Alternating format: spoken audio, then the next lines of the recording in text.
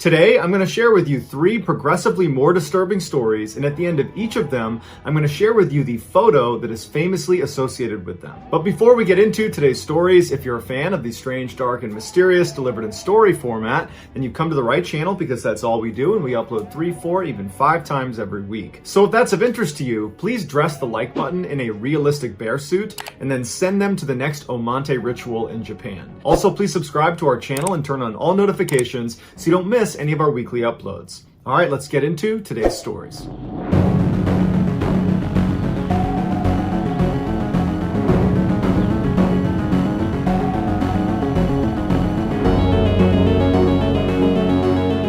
In 2016, 21-year-old Darren Mitchell was living in southeast Texas in a town called Navasota. He was serving in the U.S. National Guard, he was the proud father of a 1-year-old little girl, and he was engaged to the little girl's mother. Anyone that knew Darren knew his main goal in life was to support his little beloved family. While he personally really wanted to go to a trade school, he ended up putting his dream on hold to raise money so his fiancée could go to nursing school. And their plan was after she completed nursing school, Darren would then raise more money and go to school himself. That spring, southeast Texas was hit with record rainfalls. It seemed like for Darren, every time he went to and from work, the sky was always gray and the road was always wet. But of all the thunderstorms that passed through that area that year, there was none more powerful than the 24-hour thunderstorm that began on May 26th. That afternoon, Darren was on his way home from work. He was traveling along Texas State Highway 105. It was raining so hard that his windshield wipers literally could not keep up with the amount of water hitting his windshield. And so he eventually just had to slow way down just to make sure he didn't crash into anyone. He looked around him and the fields and the ditches next to the road were already filling with water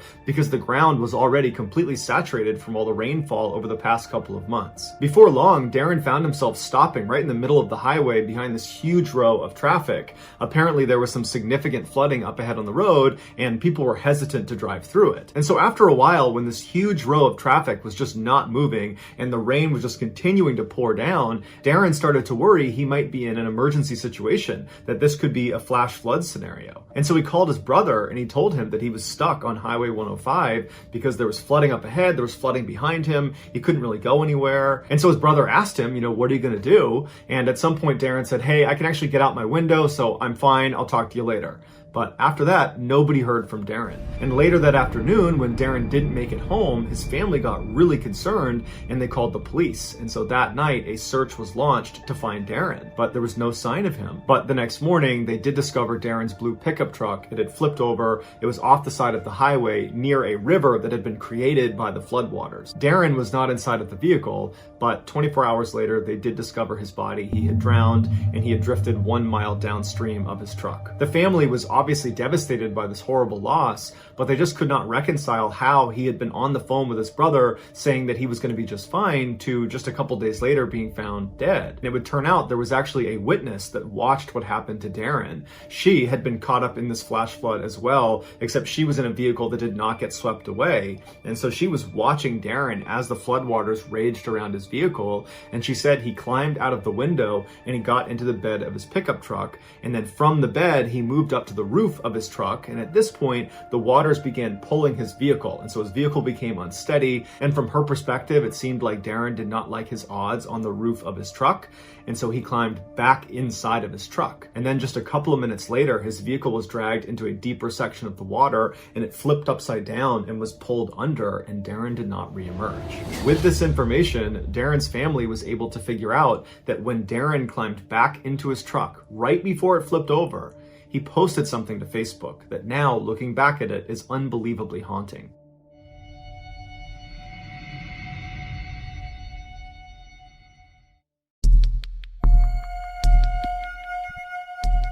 Randy Weaver was a college dropout and a former Army Green Beret, which is the Army Special Forces. He and his wife Vicky were religious fundamentalists and deeply distrusted the government and believed the end of the world was imminent. In the early 1980s, they began hoarding guns and began making plans to live in some secluded area off the grid. In 1984, Randy, Vicky, and their children moved into a cabin they had built themselves overlooking Ruby Creek in Idaho. By choice, they had no electricity and no water. After receiving information that Randy had made threats against the President Ronald Reagan and other government officials, the FBI and the Secret Service began investigating him. Although no charges were ever filed against him, in their investigation, they discovered he had ties to the Aryan Nation, which is a white supremacist group. So in 1989, when Randy inadvertently sold 2 illegal weapons to undercover ATF agents, they said, instead of arresting you and sending you to jail, you can actually become an informant on the Aryan Nation. But Randy said he wasn't tied to the Aryan Nation and couldn't do that, and so they indicted him for making and keeping illegal weapons. After being released on bail in 1991, Randy missed his court date, and so a warrant was issued for his arrest. The U.S. Marshal Service was now responsible for bringing Randy in, but given his significant weapon arsenal and his anti-government stance, they assumed he would not go easily, and so they decided they would launch a secret surveillance campaign of Randy, his family, and where they lived to gain some intelligence on what they did day to day and find the right time to go up and apprehend him. So in early 1992, secret surveillance teams were set up all around the Weaver family cabin, and what they found was the Weaver family, despite being extremist, they mostly kept to themselves, and they definitely were not aware they were being watched. The only reason the marshals didn't just go up and apprehend him was because anytime the Weavers were outside of their cabin, they were always armed. A few months later, in August, as the surveillance teams were getting ready to set up for the day to gather more intelligence on the Weavers, the Weaver dogs took notice of the surveillance teams and started charging into the woods barking like maniacs. And Randy, along with his friend Kevin Harris that was staying with them, and Randy's teenage son Sammy, took off after the dogs, not knowing that they were going to be running straight into a government surveillance team. And when these two parties encountered each other, a firefight ensued that left Sammy, Randy's son, dead, along with their dog dead, and one of the marshals, William Deegan, was killed as well. Who shot first and who shot whom would later be hotly debated by all the survivors in the courts and in the media. Immediately after the shooting stopped, Randy and Kevin turned around and ran back up to the cabin to take cover. Meanwhile, the surviving marshals ran out of the forest and they told their boss what had happened, and their boss is like, this is going to turn into a standoff, we need this to end right now. And so he called the FBI and he painted a picture of the Weaver family and Randy specifically as this enormous threat, that it had been this unprovoked attack on the marshals and that they got to come in force to put an end to this thing. And so the next day, hundreds of FBI agents, huge vehicles and helicopters, they all showed up in this little area in Idaho getting ready to do battle with the Weaver family. Because the FBI had been told the Weaver family was this huge threat, they authorized all of their snipers to shoot any armed adult without warning them. Normally, the FBI, if they see someone who's armed, they would yell at them to stop what they were doing, put their weapon down, warn them. Unless, of course, this person is actively shooting at them, then of course the FBI is going to shoot back. But if it's just an armed person standing there, the FBI can't just engage them. But in this situation, the FBI said, this threat is so big, we're changing the rules. And so you had all these FBI snipers all around the Weaver property that are all amped up, they're getting ready to engage the enemy, they're off safe, finger on trigger, slack out, ready to engage the first adult they see. And so it stayed like this for quite a while, a total stalemate, until Randy, Kevin Harris, and Randy's teenage daughter Sarah decided to leave their cabin and go down to Sammy to pay their respects. But Randy and Kevin were carrying weapons, and so after they left the cabin, they walked a little ways away, and then snipers opened up on them. In that initial volley of fire, only Randy got hit in the shoulder, and so Randy, Kevin, and Sarah, they turn, they start running back towards the cabin to take cover, and standing in the doorway of the cabin, inside the cabin, is Vicky, Randy's wife, and she's standing there holding their 10-month-old daughter, and so Randy makes it inside, Sarah makes it in the front door, Kevin is the last one to go through the door, and right as he's going through the doorway, the sniper had his sights set on Kevin, and he fired, he missed Kevin, the round went through the door, and it hit Vicky squarely in the head, and it killed her instantly. Adding insult to injury, the FBI did not know they had just killed their mother, and so after the shooting stopped and the door had shut and the Weavers are back inside the cabin, the FBI began calling out to them saying, Mrs. Weaver, come out, don't you want to protect your kids? Come out and we'll get you guys pancakes and you can sit with your kids, you gotta get them out of there.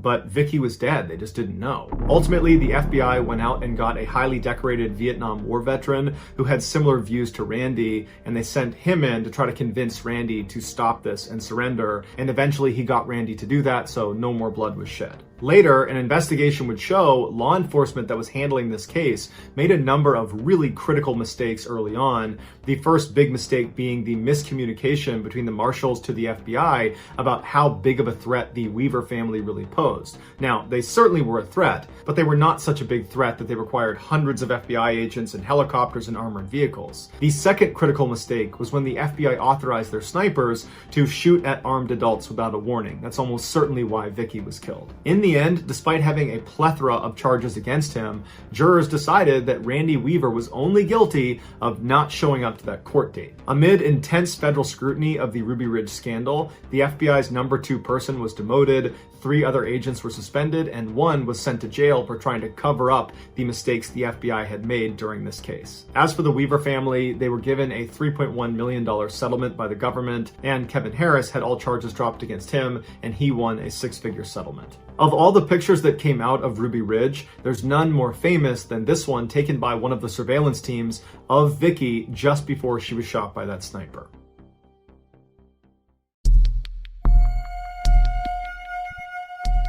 Scattered across the North American continent are many ghost towns, places that used to be vibrant and alive that are now dead and abandoned. In these places, you can find old churches and buildings and schools that are usually in a pretty significant state of decay. The reasons a town might die varies. Sometimes it's because a new railroad or highway is put in that bypasses the town, or the town has just exhausted all of their natural resources, which were the original draw to the town. Mining towns are a good example of that. Other reasons are wars, natural disasters, political wranglings. There's a whole bunch of reasons why towns just suddenly stop existing. But there's one ghost town in North America that has a really unique and very dark reason for why it ultimately was abandoned, and that town is Portlock, Alaska. Portlock, which is also called Port Chatham, is located on the farthest southwestern tip of the Kenai Peninsula. It's easily one of the most beautiful areas in all of Alaska, but it also happens to be very remote. And Portlock specifically, even by Kenai standards, is considered extremely remote. You can only get there by boat or by bush plane. The town was technically founded in 1787 when Captain Nathaniel Portlock